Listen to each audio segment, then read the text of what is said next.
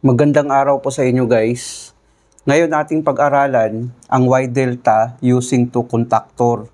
Katunayan guys, mayroon na akong video nito pero gusto ko lang i-repeat para naman makita din ng mga baguhan. So ito yung diagram niya guys, no?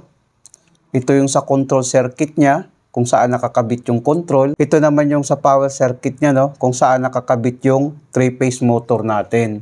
Ito na yun siya guys, no? Ang kabuuhang device na ating ginamit. Bago natin umpisahan guys na ating tatalakayin ang diagram, alamin muna natin yung mga device na ating ginamit. Ito yung overload natin guys, no? Normally close, ito na siya. Ito naman yung stop button natin, no? Ito na siya. Ang ginamit natin na push button guys ay spring type. Pag i-press natin, pag bitawan, babalik siya sa ganong position. Ganon din dito sa start button natin, no? Spring type siya. Kumbaga, momentary push button yung ginamit natin. Ito na siya, no? Ang start button natin. Ito naman yung Y contactor natin, guys, no? Ito siya. Ito naman yung on-delay timer natin. Ito siya. Nakasetting siya sa 3 seconds lang. 3 seconds kasi, guys, or 5 seconds, enough na yun ang setting sa ating on-delay timer. Dahil starting lang naman itong Y. After that, magdi-delta siya, no? Ito naman yung delta contactor natin. Kung nakikita nyo dito guys, nasa taas yung overload relay natin, no? Dahil kung makikita natin dito sa diagramming, no? Mamaya i-explain ko yan sa inyo. Ito naman yung line 1 at saka line 2 natin, no? Ngayon guys, ating pag-aralan ang function nito, no? Kung ano ang function niya. Kung lagyan natin to ng power supply, ang line 1 at saka line 2, pag i-press natin tong start button, magko-close ito guys, no? Gaganon siya. Ang unang gagana ngayon, itong Y natin, no? Paggana ng Y natin, guys, i-close to ng Y. Ito kasi yung normally open ng Y natin, no? I-close ito.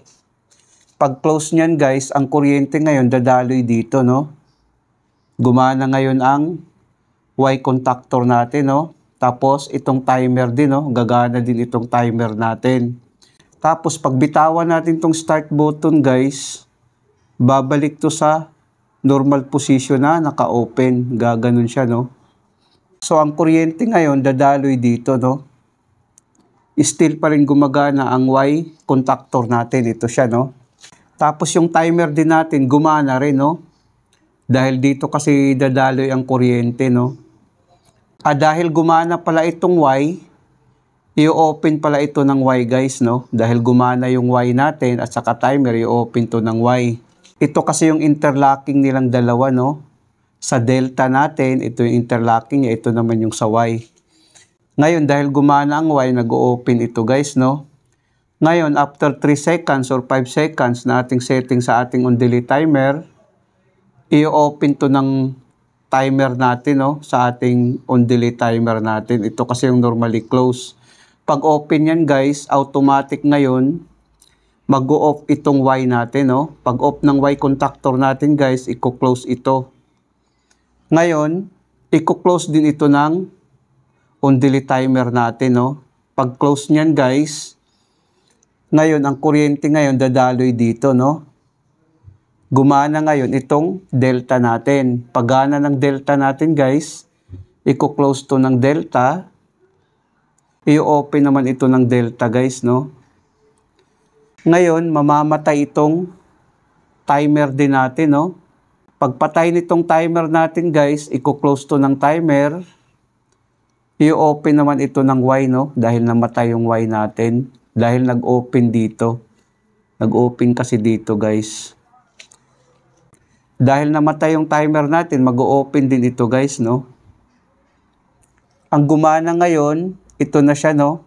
Ang delta na ang gumana ngayon. Bali, itong dalawa guys ay namatay dahil nag-open ito dito, no?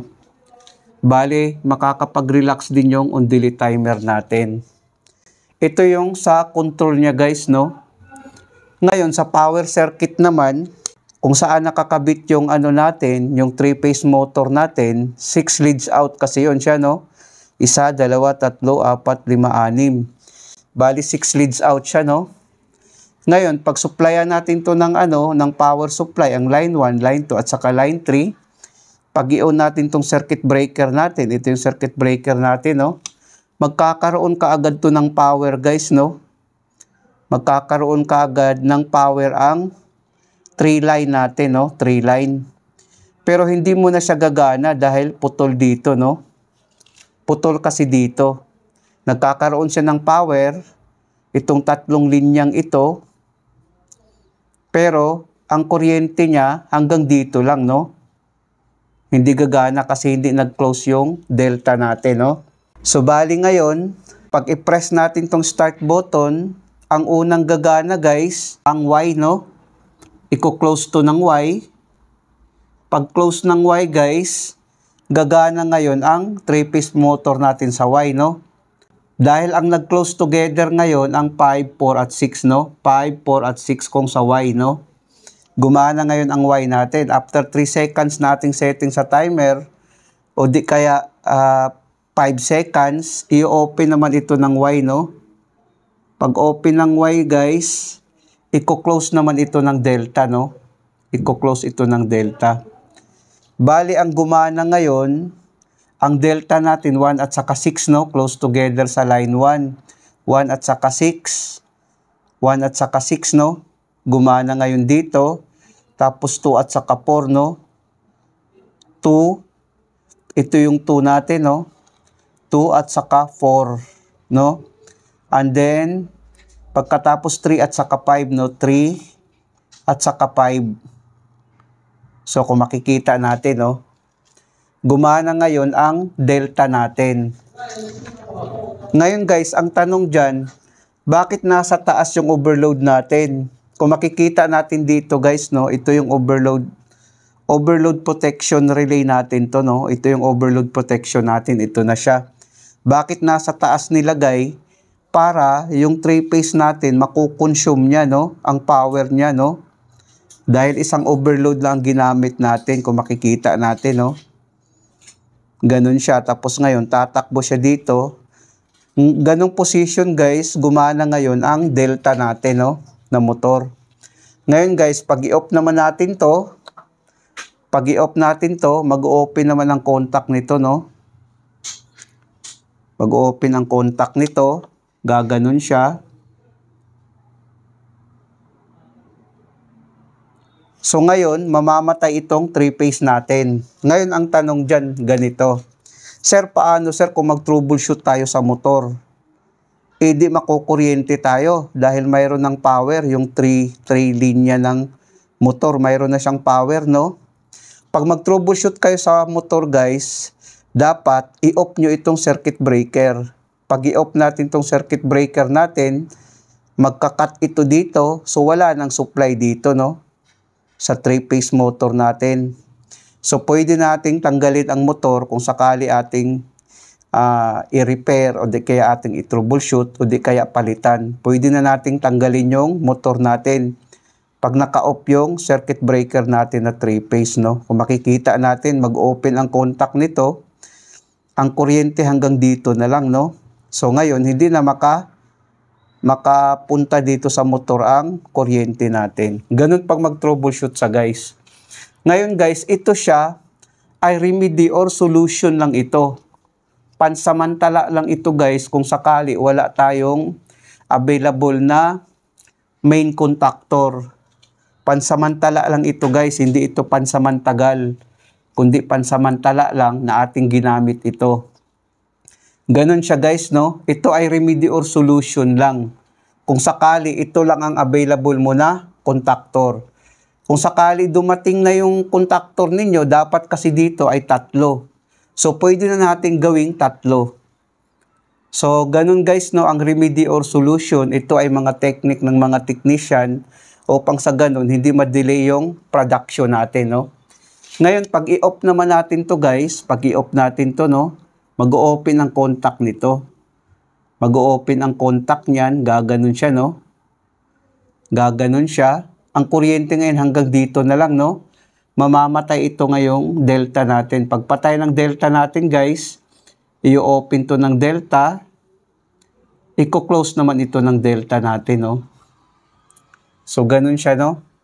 Tapos ngayon, Pag bitawan natin to guys, babalik to sa normal position na naka-close. Gaganon siya ulit.